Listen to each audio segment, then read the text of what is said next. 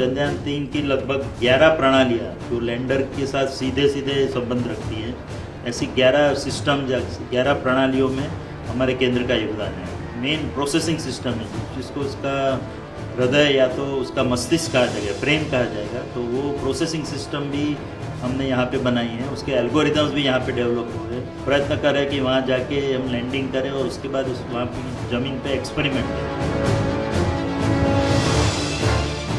सफलतापूर्वक लैंडिंग होती है तो देश के लिए कितनी बड़ी उपलब्धि होगी और इससे क्या फ़ायदा होगा फ्यूचर में?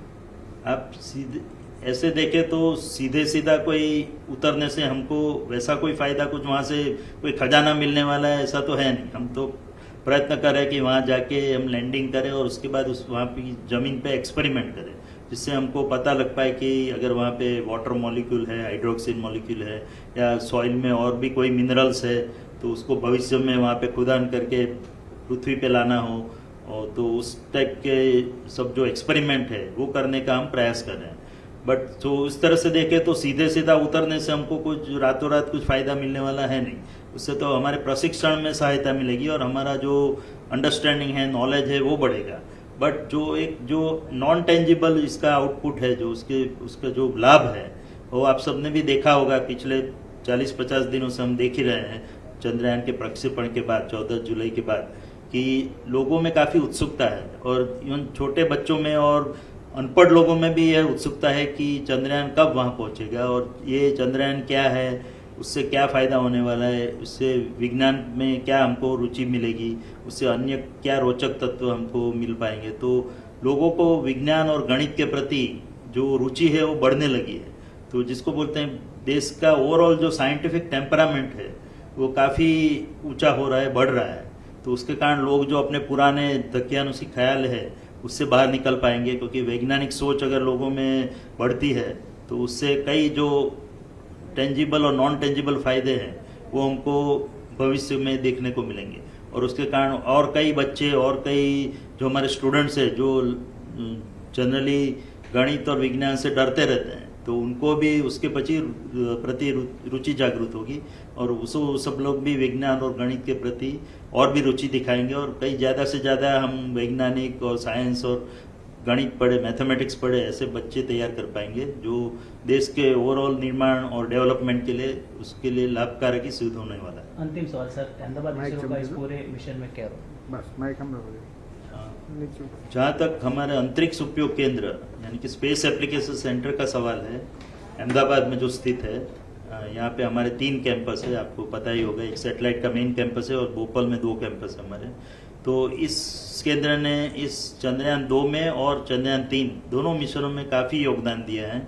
और चंद्रयान 3 की लगभग 11 प्रणालियाँ जो लैंडर के साथ सीधे सीधे संबंध रखती है, ऐसी 11 सिस्टम या 11 प्रणालियों में हमारे केंद्र का योगदान है। उसमें 8 कैमरा सिस्टम्स हैं और एक रडार अल्टीमीटर सेंसर है, और इसके साथ साथ जो उसकी जो मेन प्रोसेसिंग सिस्टम है जिसको उसका हृदय या तो उसका मस्तिष्क कहा जाएगा, ब्रेन कहा जाएगा, तो वो प्रोसेसिंग सिस्टम भी हमने यहाँ पे बनाई है। उसके एल्गोरिदम्स भी यहाँ पे डेवलप हुए हैं।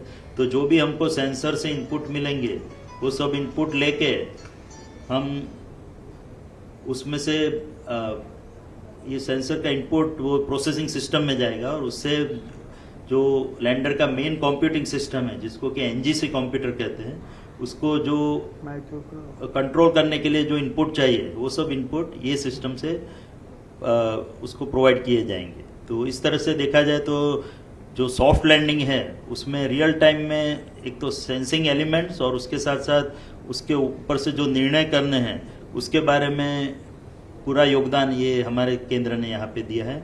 और जो दूसरी एक महत्वपूर्ण बात है कि जो लैंडिंग साइट पे हम लैंडिंग करने वाले हैं, तो वो लैंडिंग साइट का विश्लेषण भी हमारे वैज्ञानिकों ने यहाँ पे हमारे सेंटर में किया है। पहले से चंद्र की जो तस्वीरें हैं उसका अध्ययन करके हमने ये चुनाव किया कि कौन सी लैंडिंग साइट हमारे लिए उपयुक्त रहेगी जहाँ पे हम सेफली जाके लैंड कर सकते हैं। क्योंकि जैसा कि मैंने बताया, चंद्र के ऊपर ज़मीन उतनी सीधी ज़मीन नहीं है, काफ़ी क्रेटर और बोल्डर्स वहाँ पे शामिल हैं। तो उसी ज़मीन में से एक अच्छी ज़मीन ढूंढ के वहाँ पे उतरना वो कोई आसान काम नहीं है, बहुत ही कठिन कार्य है। तो पूरे चंद्र के तस्वीरों का उसको विश्लेषण करके, एनालिसिस करके और उसका स्टडी करके हमने जो चंद्रयान 2 में भी निर्णय किया था और उसको और भी अच्छी तरह से विश्लेषण करके चंद्रयान 3 के लिए लैंडिंग साइट जो सिलेक्शन किया है वो सब कार्य हमारे सेंटर में हुआ है। तो इस तरह से हमारे केंद्र का बहुत ही काफ़ी योगदान रहा है और अगर चंद्रयान 3 सफलतापूर्वक 23 अगस्त को लैंडिंग करेगा